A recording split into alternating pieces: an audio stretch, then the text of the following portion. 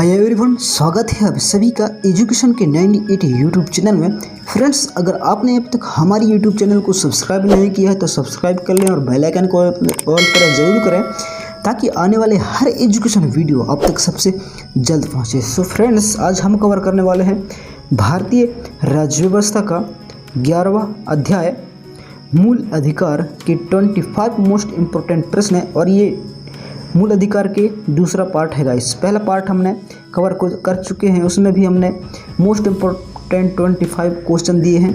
क्योंकि अधिक most important question होने का कारण मूल अधिकार के, इसलिए मैं इसको 2 से 3 पार्ट में विभाजित किया हूँ। सो फ्रेंड्स, चलिए आज का हम यह क्लास कवर करते हैं और कवर करते हैं आज के क्लास के मोस्ट 25 इम्पोर्टेंट प्रश्न। सो फ्रेंड्स, ये रहा पहला प्रश्न है आपके सामने। भारतीय संविधान का कौन सा अनुच्छेद अस्पष्टता का उन्मूलन करता है और किसी भी रूप में उसके व्यवहार का निषेध करता है? भारतीय संविधान का कौन सा अनुच्छेद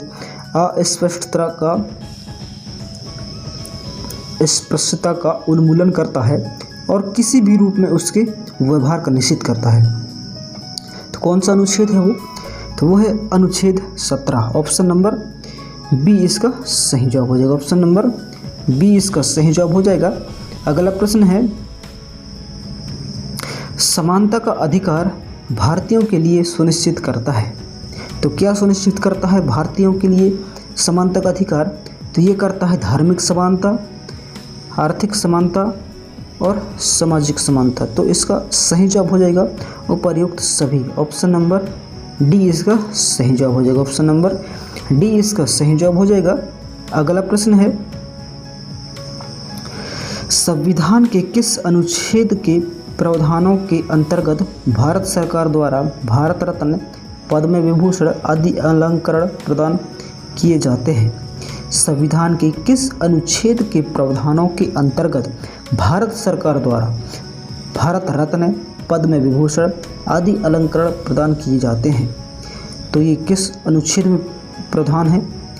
तो ये है अनुच्छेद 18। ऑप्शन नंबर बी इसका सही जवाब हो जाएगा। ऑप्शन नंबर बी इसका सही जवाब हो जाएगा। अगला प्रश्न है, निम्नलिखित अनुच्छेदों में कौन भिन्न वर्ग में आता है? निम्नलिखित अनुच्छेदों में कौन भिन्न वर्ग में आता है? तो कौन भिन्न वर्ग में आता है? तो यह है अनुच्छेद 19। ऑप्शन नंबर डी इसका सही जवाब हो जाएगा। ऑप्शन नंबर डी इसका सही जवाब हो जाएगा। अगला प्रश्न है, स्वतंत्रता के मूल अधिकार से संबंधित संविधान के अनुच्छेद 19 के अंतर्गत कितने प्रकार की स्वतंत्रताएं प्रत्याभूत हैं? स्वतंत्रता के मूल अधिकार से संबंधित संविधान के अनुच्छेद 19 के अंतर्गत कितने प्रकार की स्वतंत्रताएं प्रत्याभूत हैं? तो कितने प्रकार की स्वतंत्रताएं हैं? ये हैं 6 प्रकार की स्वतंत्रताएं। ऑप्शन नंबर सी इसका सही जवाब हो जाएगा। ऑप्शन नंबर सी इसका सही जवाब हो जाएगा। अगला प्रश्न है, स्वतंत्रता का अधिकार संविधान के किन अनुच्छेदों में वर्णित है? स्वतंत्रता का अधिकार संविधान के किन अनुच्छेदों में वर्णित है? तो किन अनुच्छेदों में वर्णित है? ये है अनुच्छेद 19 से 22। ऑप्शन नंबर बी इसका सही जवाब हो जाएगा। ऑप्शन नंबर बी इसका सही जवाब हो जाएगा। अगला प्रश्न है, अनुच्छेद 19 में वर्णित स्वतंत्रताएं निम्नलिखित में से किसको प्राप्त हैं? अनुच्छेद 19 में वर्णित स्वतंत्रताएं निम्नलिखित में से किसको प्राप्त हैं? तो किसको प्राप्त हैं ये? तो ये है केवल भारतीय नागरिकों को। ऑप्शन नंबर सी इसका सही जवाब हो जाएगा। ऑप्शन नंबर सी इसका सही जवाब हो जाएगा। अगला प्रश्न है, भारतीय संविधान का अनुच्छेद 21 निम्नलिखित में से किसके विरुद्ध संरक्षण प्रदान करता है? भारतीय संविधान का अनुच्छेद 21 निम्नलिखित में से किसके विरुद्ध संरक्षण प्रदान करता है? तो किसका विरुद्ध संरक्षण प्रदान करता है? तो ये करता है कार्यपालिका तथा विधिका दोनों के विरुद्ध। ऑप्शन नंबर डी इसका सही जवाब हो जाएगा। ऑप्शन नंबर डी इसका सही जवाब हो जाएगा। अगला प्रश्न है, भारत के संविधान का निम्नलिखित में से कौन सा अनुच्छेद प्रेस की स्वतंत्रता से संबंधित है? भारत के संविधान का निम्नलिखित में से कौन सा अनुच्छेद प्रेस की स्वतंत्रता से संबंधित है? तो कौन सा अनुच्छेद प्रेस की स्वतंत्रता से संबंधित है? तो ये है अनुच्छेद 19। ऑप्शन नंबर ए इसका सही जवाब हो जाएगा। ऑप्शन नंबर ए इसका सही जवाब हो जाएगा। अगला प्रश्न है, प्रेस की स्वतंत्रता किस अधिकार में निहित है? प्रेस की स्वतंत्रता किस अधिकार में निहित है? तो किस में निहित है? तो ये है भाषण स्वतंत्रता। ऑप्शन नंबर बी इसका सही जवाब हो जाएगा। ऑप्शन नंबर बी इसका सही जवाब हो जाएगा। अगला प्रश्न है, निम्नलिखित में से कौन मौलिक अधिकार नहीं है? निम्नलिखित में से कौन मौलिक अधिकार नहीं है? तो कौन मौलिक अधिकार नहीं है? यह हड़ताल पर जाने का अधिकार। ऑप्शन नंबर सी इसका सही जवाब हो जाएगा। ऑप्शन नंबर सी इसका सही जवाब हो जाएगा। अगला प्रश्न है, भारतीय संविधान का कौन सा अनुच्छेद व्यक्ति के विदेश यात्रा की अधिकार को संरक्षण प्रदान करता है? भारतीय संविधान का कौन सा अनुच्छेद व्यक्ति के विदेश यात्रा की अधिकार को संरक्षण प्रदान करता है? तो कौन सा अनुच्छेद प्रदान करता है? तो ये करता है अनुच्छेद 21। ऑप्शन नंबर सी इसका सही जवाब हो जाएगा। ऑप्शन नंबर सी इसका सही जवाब हो जाएगा। अगला प्रश्न है, संविधान के किन अनुच्छेदों में शोषण के विरुद्ध अधिकार वर्णित है? संविधान के किन अनुच्छेदों में शोषण के विरुद्ध अधिकार वर्णित है? तो किस अनुच्छेद में यह वर्णित है? तो यह है अनुच्छेद 23 से 24। ऑप्शन नंबर सी इसका सही जवाब हो जाएगा। ऑप्शन नंबर सी इसका सही जवाब हो जाएगा। अगला प्रश्न है, मौलिक अधिकारों के अंतर्गत कौन सा अनुच्छेद बच्चों के शोषण से संबंधित है?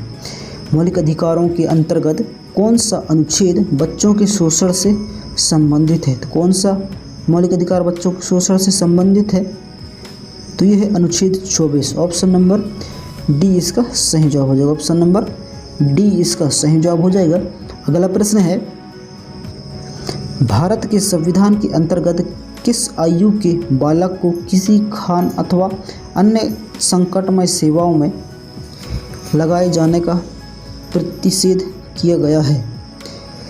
भारत के संविधान के अंतर्गत किस आयु के बालक को किसी खान अथवा अन्य संकटमय सेवा में लगाए जाने का प्रतिषेध किया गया है? तो किस वर्ष की आयु के? तो ये कम से कम 14 वर्ष से कम। ऑप्शन नंबर ए इसका सही जवाब हो जाएगा। ऑप्शन नंबर ए इसका सही जवाब हो जाएगा। अगला प्रश्न है, कारखानों अथवा खानों में कोई व्यक्ति नियुक्त नहीं किया जा सकता जब तक उसकी आयु कम से कम कितनी होनी चाहिए? 14 वर्ष हो। कम से कम उसकी आयु 14 वर्ष हो। ऑप्शन नंबर बी इसका सही जवाब हो जाएगा। ऑप्शन नंबर बी इसका सही जवाब हो जाएगा।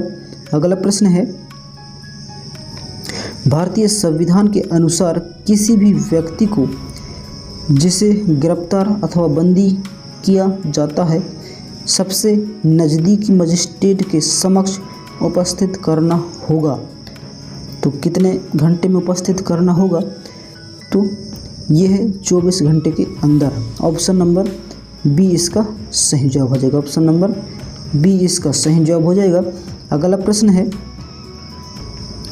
14 वर्ष से कम आयु के बहुत से गरीब के बच्चे पटाखे बनाने वाले कारखानों में काम करते हैं और इन कारखानों में बच्चों को काम देने से किस मौलिक अधिकार का उल्लंघन होता है? तो किस मौलिक अधिकार का उल्लंघन होता है? तो ये होता है शोषण के विरुद्ध अधिकार। ऑप्शन नंबर बी इसका सही जवाब हो जाएगा। ऑप्शन नंबर बी इसका सही जवाब हो जाएगा। अगला प्रश्न है, निम्नलिखित में से किस अनुच्छेद में यह कहा गया है कि किसी भी व्यक्ति को एक ही अपराध के लिए एक बार से अधिक अभियोजित एवं दंडित नहीं किया जाएगा। निम्नलिखित में से किस अनुच्छेद में कहा गया है कि किसी भी व्यक्ति को एक ही अपराध के लिए एक बार से अधिक अभियोजित एवं दंडित नहीं किया जाएगा? तो ये किस अनुच्छेद में कहा गया है? तो ये कहा गया है अनुच्छेद 20 में। ऑप्शन नंबर ए इसका सही जवाब हो जाएगा। ऑप्शन नंबर ए इसका सही जवाब हो जाएगा। अगला प्रश्न है, धार्मिक स्वतंत्रता का अधिकार संविधान के किस अनुच्छेद में वर्णित है? धार्मिक स्वतंत्रता का अधिकार संविधान के किस अनुच्छेद में वर्णित है? तो ये किस अनुच्छेद में वर्णित है? तो ये है अनुच्छेद 25 से 30। ऑप्शन नंबर डी इसका सही जवाब हो जाएगा। ऑप्शन नंबर डी इसका सही जवाब हो जाएगा। अगला प्रश्न है, भारतीय संविधान के अनुच्छेद 25 का संबंध है। भारतीय संविधान के अनुच्छेद 25 का संबंध है, तो ये किससे संबंधित है? तो ये है धर्म की स्वतंत्रता। ऑप्शन नंबर सी इसका सही जवाब हो जाएगा। ऑप्शन नंबर सी इसका सही जवाब हो जाएगा। अगला प्रश्न है, संविधान के किस अनुच्छेद द्वारा सिक्कों द्वारा कृपाण धारण करना धार्मिक स्वतंत्रता का अंग माना गया है? संविधान के किस अनुच्छेद द्वारा सिक्कों द्वारा कृपाण धारण करना ये धार्मिक स्वतंत्रता का अंग माना गया है? तो किस अनुच्छेद में माना गया है? तो ये है अनुच्छेद 25 में। ऑप्शन नंबर बी इसका सही जवाब हो जाएगा। ऑप्शन नंबर बी इसका सही जवाब हो जाएगा। अगला प्रश्न है, संविधान के किन अनुच्छेदों के अंतर्गत अल्पसंख्यकों को अपनी संस्कृति के संरक्षण तथा अपनी पसंद की शिक्षा संस्थाओं की स्थापना व संचालन के अधिकार को मान्यता प्रदान की गई है? तो किन संविधान के किन अनुच्छेदों के अंतर्गत ये किया गया है? तो ये है अनुच्छेद 29 व 30। ऑप्शन नंबर बी इसका सही जवाब हो जाएगा। ऑप्शन नंबर बी इसका सही जवाब हो जाएगा। अगला प्रश्न है, भारतीय संविधान का कौन सा अनुच्छेद अल्पसंख्यकों को अपनी मनपसंद शिक्षण संस्था के स्थापित तथा संचालित करने का अधिकार को संरक्षण प्रदान करता है? तो कौन सा अनुच्छेद ये प्रदान करता है? तो ये करता है अनुच्छेद 30। ऑप्शन नंबर डी इसका सही जवाब हो जाएगा। ऑप्शन नंबर डी इसका सही जवाब हो जाएगा। अगला प्रश्न है, आज की क्लास का अंतिम प्रश्न है, धार्मिक स्वतंत्रता का अधिकार किस अनुच्छेद के द्वारा दिया गया है? धार्मिक स्वतंत्रता का अधिकार किस अनुच्छेद के द्वारा दिया गया है? तो किस अनुच्छेद के द्वारा दिया गया है? तो ये दिया गया है अनुच्छेद 25 के द्वारा। ऑप्शन नंबर सी इसका सही जवाब हो जाएगा। ऑप्शन नंबर सी इसका सही जवाब हो जाएगा। सो फ्रेंड्स, क्लास कैसे लगा नीचे कमेंट कर ज़रूर बताएं, और पहली बार अगर हमारे इस यूट्यूब चैनल में विजिट किए हैं तो प्लीज़ चैनल को सब्सक्राइब कर बेल आइकन को प्रेस जरूर करें ताकि आने वाले हर एजुकेशन वीडियो आप तक सबसे जल्द पहुंचे। सो फ्रेंड्स, मिलते हैं नेक्स्ट क्लास पार्ट 3 भाग 3 में। तब तक के लिए जय हिंद, वंदे मातरम। अपना ख्याल रखिएगा।